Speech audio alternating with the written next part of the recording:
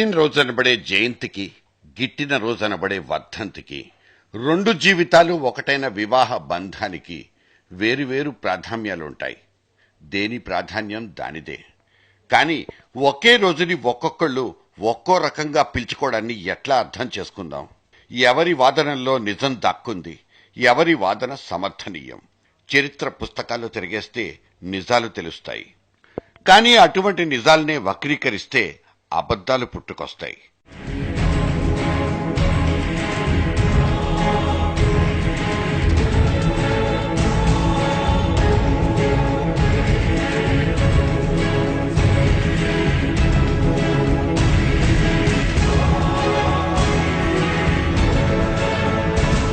September 17 ఇవాళ ఈ రోజు కొంతమందికి పుట్టినరోజు అయితే మరికొంతమందికి దుర్దినమైపోయిన పరిస్థితి ఎందుకయ్యింది?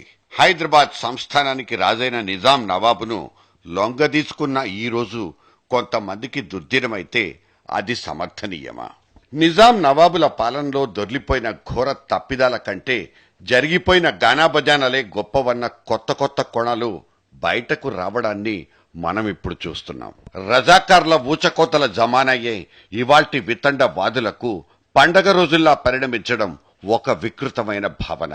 మెజారిటీ ప్రజల మనోభావాల్ని కాలరాసేసిన ఆనాటి నిరంకుశ పాలనలో విద్య, వైద్యం ఎంతటి దయనీయ పరిస్థితుల్లో ఉండేవో ఆ 21 జిల్లాల నైజాం సంస్థానమే సాక్ష్యం.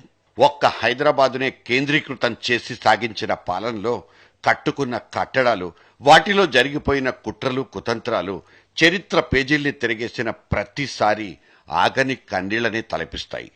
మహిళలు, పసిపిల్లల ఆక్రందనల్ని గుర్తు చేస్తాయి. రాజకీయాల మరుగున పడిపోతున్న విలువైన చరిత్రలు ఇవాల్టి జనరేషన్లకు, జమానాలకు ఒక చోద్యంలాగానో ఇంకో చాదస్తంలానో కనిపించవచ్చు. చరిత్ర పునాదుల మీదే మనం కట్టుకోబోతున్న కట్టడాలు 10 కాలాల పాటు పదిలంగా నిలవాలంటే వాటి పునాదులు బలంగా ఉండాలన్నది ఒక నియమం. అది శాస్త్రీయం కూడా. కనీసం అటువంటి చరిత్ర పేజీల్లో కొన్నింటినైనా మనం తలకాయలకు ఎక్కించుకోకపోతే నిజాల్ని పాతరేసుకున్నట్లే లెక్క.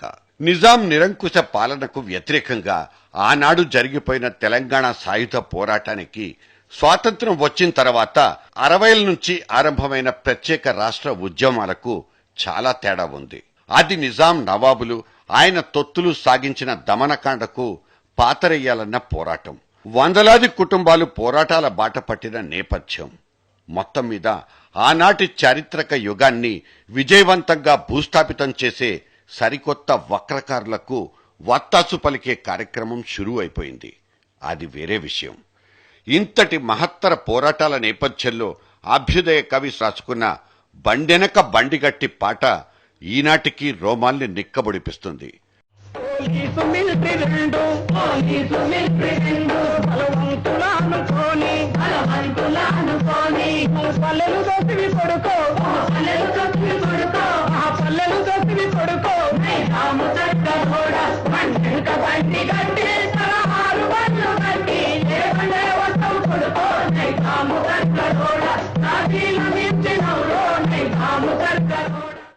నల్గొండ జిల్లాలో పుట్టిన ఈ మట్టి కవి రాసుకున్న అక్షరాల్ని, వాటితో కూర్చుకున్న పదాల్ని, అల్లుకున్న వాక్యాల్ని కెలికేసి వాటి అర్థాల్ని మార్చేసుకుంటూ పోతున్న అభినవ యుగ కర్తలకు ఇదొక విద్రోహ దినంగానే కనిపిస్తుంది. బండెనక బండి కట్టి 16 బళ్లు కట్టి ఏ బండ్లో పోతావు కొడుకో అంటూ ఆయన వ్యంగ్యంగా ప్రశ్నించినా, ఎదురు తిరిగినా వాహ్ వా అంటూ సలాములు కొట్టాం, కోరస్లు పాడాం. గాని అదే సెప్టెంబర్ 17వ తేదీన ఆ నిజాం సర్కారోడికి 17వ బండి కూడా కట్టేసి కటౌట్లు పెట్టాలంటున్న వాళ్లకు సలాములు కొట్టాలా? విలీనమా, విద్రోహమా, లేక విమోచన? ఆలోచించండి.